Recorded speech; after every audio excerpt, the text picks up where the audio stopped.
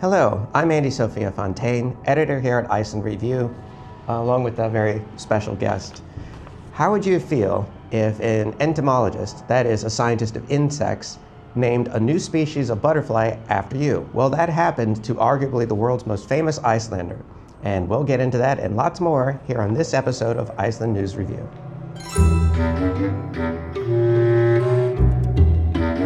So our top story today on Iceland News Review is the situation on the Reykjanes Peninsula in southwest Iceland, because the situation is far from over. A scientist by the name of Benedikt Ófeigsson, who is an expert at the Icelandic Meteorological Office, believes that the next eruption that will happen there could be 30% stronger than the one that ended last September.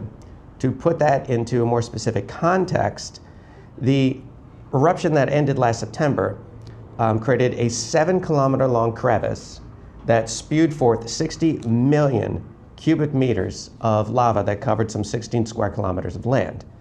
So, being 30% bigger than that, he's predicting something upwards of 80 million cubic meters of lava coming out of this crevice. When might this happen? Well, as we've discussed, the eruptions themselves, although they're getting stronger, they're getting farther and farther apart. Then this has been an ongoing thing all year round. So the predictions are looking like it's going to happen anywhere from later this month to the beginning of the new year, which is a very vague time frame, but volcanoes work on their own schedule. You can't really put a timer on a volcano. And where this might happen, though, is the most important thing, because as we reported, Grindavik, the town that's on the southern coast of Reykjanes Peninsula and has been very, very close to these eruptions, has been reopened. People have moved back there now. And they're predicting that this most likely site for the next eruption will be between Stóra-Skagafell Mountain and Hagafell Mountain, which is far to the north of Grindavik. And the town itself has been surrounded by earthen dams, and so it's extremely unlikely that the town would be touched by lava. That said, volcanoes usually come with seismic activity, so there could be some earthquakes, and earthquakes tend to do damage to infrastructure, even in a country like Iceland, where we have regulations in place for how to build a building that is going to be able to withstand like a good-sized earthquake. And so we'll just have to wait and see what happens. The people of Grindavik, of course, are holding their breath, and they're hoping for the best, and so are we here in the capital area. Election fever is underway. And I don't mean in the United States. You might be tired of hearing about the US presidential elections. We have elections of our own here in Iceland that are coming up on November 30th. These are snap elections, that is emergency elections, that are happening due to the fact that the Prime Minister, Bjarni Benediktsson, last month, he had called for the end of the coalition of the Independence Party, the Left Greens, and the Progressive Party. And when that happens, you need, by law, to have snap elections within, I think, 45 days, if I remember correctly. So this has sent every party in Parliament into high gear, the election fever, to pull together all of their candidates really, really fast. There are 6 voting districts in Iceland, and each party that wants to run needs to have a list of candidates for each of these districts. And so it's normally a very complex process that can take months to put together. When in a normal election season, they have the time to do that. They don't have the time this time around, so they had to act very, very fast. And they've been kicking into high gear. When I scroll Reels or TikTok, they are all over social media, and the messaging that they employ on TikTok, let's just say some parties are better at social media than others. But the polls have begun. And with all this happening, right now, the Social Democrats are polling the absolute highest, but their support has dropped slightly. And at the same time, the Reform Party and the Social Democrats, by the way, are a center-left party, just for context. Their support has waned a little bit, but they're still at the top of the polls.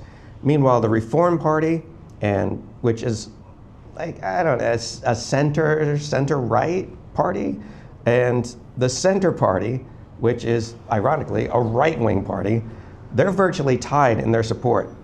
But the former, the Reform Party, they're on the rise, while the Center Party, they're declining in support a bit. The Independence Party, they're holding pretty steady, in fourth place. They're not doing so great, but they're not losing support either. The People's Party, which is, how do you describe the people? They're like a center-right populist party, and they're starting to gain some more support. The Progressive Party, which is center-right. We have a lot of center-right parties in this country. They're starting to decline in support.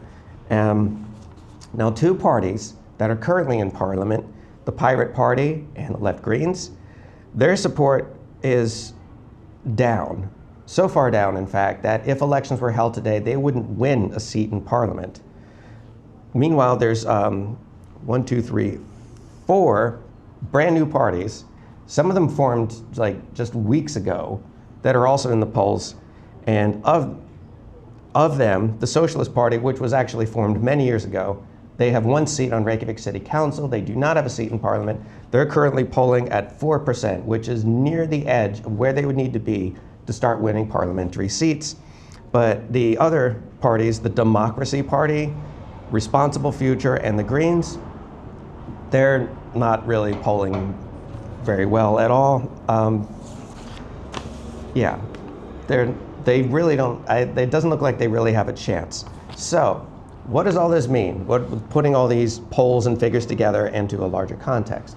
If elections were held today, Iceland has 63 seats in Parliament. Iceland's Parliament has 63 seats, okay? So if elections were held today, the Social Democrats would win 17 seats, the Reform Party and the Center Party, they would each win 12 seats, the Independence Party would win 10 seats, the People's Party would win 7 seats, and the Progressives would win 5 seats. So if you know how to do basic math, you might see that it would be pretty impossible for just 2 parties to be able to form a majority coalition given these circumstances. And so a 3-party or even more than 3-party coalition looks likely. A 3-party coalition is probably more likely than 4 or 5, but you can never know in this country. It's a roller coaster ride when it comes to politics. So what the next government will be, well, that's going to be up to them to decide, because after the results come in and everyone sees how many seats they won, then the individual parties enter talks with one another about, hey, do you want to form a government? And that means that they have to make compromises on their respective party platforms, and when 2 or more parties reach an agreement, they then go to the president and say, hey, we want to form a government, and the president then usually approves. I can't remember a single time in Icelandic history when that hasn't happened, but maybe it has. If it has, say so in the comments, because I would love an example of this. And that's basically how it works. So we don't directly elect our government. In other words, we elect a party, vote for a party, and then those parties themselves decide who they're going to partner with. And you have very little control over that as a voter. So we received a very auspicious visitor recently here in Iceland, namely Ukrainian President Volodymyr Zelensky paid a visit to Iceland just a couple days ago. So when the Russian invasion of Ukraine began, Iceland opened its borders to Ukrainian refugees in March 2022. Since then, Iceland, as a NATO country, has been supportive of Ukraine's defense against this invasion, and Zelensky visited this country to address the Nordic Council, which was a meeting of Nordic country leaders. If you don't know what the Nordic countries are, they are Iceland, Denmark, Norway, Sweden, and Finland. Iceland and Finland are not Scandinavian countries, but they are Nordic countries. Like, a country can be Scandinavian and Nordic, but a Nordic country is not necessarily Scandinavian. A little fun fact for you. Anyway, during his address, Zelensky emphasized the importance of time, of acting quickly. As you probably know, this war has been going on for about 2.5 years now. We have received reports that thousands of North Koreans are now joining the Russian forces as a part of this invasion. And Zelensky put a special emphasis on Ukrainian children, talking about how in Russian-occupied areas of Ukraine. Ukrainian children have been separated from families, and even if the war concludes and these children are brought back home and reunited with their families, the damage is still going to linger. And so he emphasized the importance of acting quickly. So what can Iceland do about that? Well, Bjarni Benediktsson, the prime minister, was asked directly, like, what is Iceland doing? And he had said at a press conference that the government is proposing to, quote, double the funding for Ukraine, namely going into energy infrastructure and also towards defense systems. Most specifically, during a meeting in Washington, D.C. in July, NATO leaders agreed to allocate billions, 40 billion euros towards Ukraine. Iceland's share of this support is expected to be about 3.7 billion ISK, which is about 25 million euros. And as Bjarni Benediktsson said, this will be going towards energy infrastructure, defense, basically whatever Ukraine needs this money for. And the goal of all of these efforts combined is, of course, a true and lasting peace. So it's winter again, as you might have been able to guess. It was Halloween yesterday, that's why these decorations are here. And Halloween, no, it's not an Icelandic holiday. In fact, I would say like 10 years ago, it was very rare to see Halloween decorations up. But now it appears as though Icelanders have fully embraced this, which is pretty obvious to see here. But anyway, the coming of the cold winter months means that whale watching is no longer a thing, but that also means that neither is whale hunting. So where whale hunting is concerned, Bjarni Benediktsson, who is the prime minister, he is also the acting minister of food, agriculture and fisheries. He recently received an application from Hvalur HF, which is Iceland's only continuously operating whale hunting company. And this company put in an application to be able to have like an indefinite whale hunting license that's just automatically renewed every 5 years. And this has drawn some criticism because an interim government, a caretaker government like we have now, is not supposed to be usually doesn't make like these huge decisions. As you probably remember, whale hunting has been a very controversial subject here in Iceland. It added to the tension, in fact, between the three ruling coalition parties when the Minister of Fisheries at the time, Svandís Svavarsdóttir, who was of the Left Greens, she instituted a very sudden ban on fin whale hunting because of animal welfare concerns. And the Independence Party strongly criticized this. They're big fans of whale hunting, and so it seems like a foregone conclusion that Bjarni Benediktsson is going to allow for Hvalur to have this license to hunt fin whales, despite the fact that there's virtually no market in Iceland for whale meat. Like when you come here, if you see restaurants that are selling whale meat, first of all, it's usually minke whale, which are very plentiful in Icelandic waters. Occasionally it's fin whale, but Icelanders generally do not eat whale. Most of the consumption of whale meat that happens in this country is tourists, in fact, who are just curious to see what it tastes like. I've tasted it myself out of curiosity, like many people who are visiting Iceland. I didn't care for it. I thought it tasted like tough, salty beef. Maybe it just depended on the way it was cooked. But either way, that's neither here nor there. So yes, it seems very obvious that the owner of this whaling company saw his chance and submitted the application, and this has prompted a great deal of criticism. 6 different organizations now, namely Stop Whaling in Iceland, the Icelandic Environment Association, the Icelandic Nature Conservation Association, the Icelandic Vegan Society, the Icelandic Animal Welfare Society, and the Youth for Environmental Conservation have sent a letter to the president of Iceland to implore her to use her power as president to stop this from happening. Well, what exactly can the president do?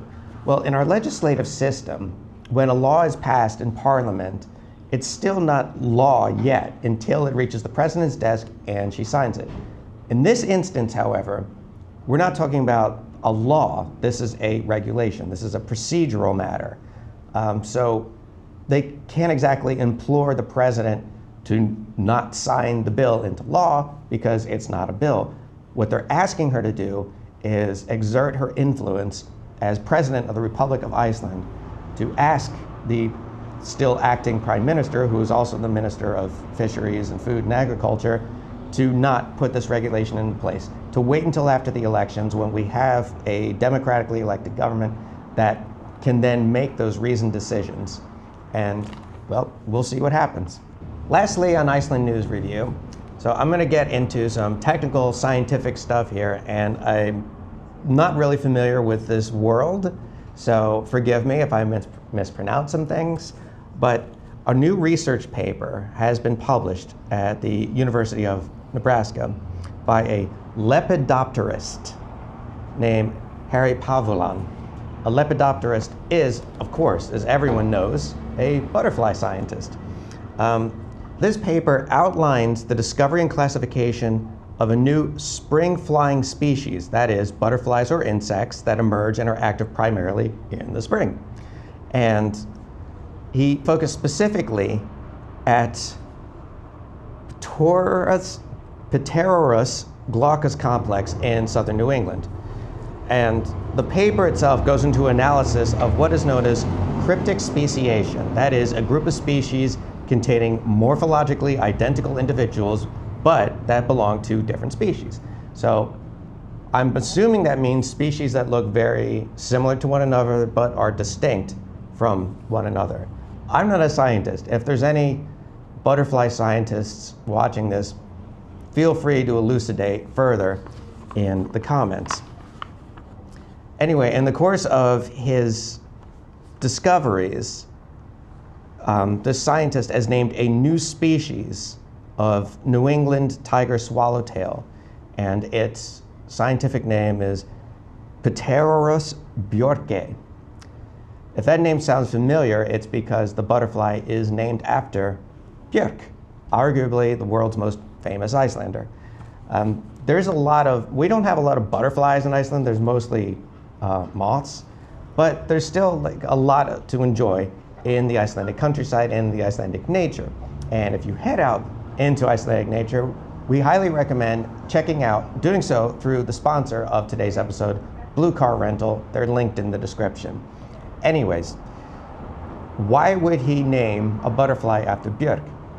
Well, Björk has employed butterfly iconography in a lot of her works, but most specifically, Pavulan wrote towards the end of the paper, and this is a quote, "This butterfly is named in honor of Icelandic singer, songwriter, composer, record producer, music and fashion collaborator, actress, disc jockey, environmental activist, and personal inspiration, Björk Guðmundsdóttir."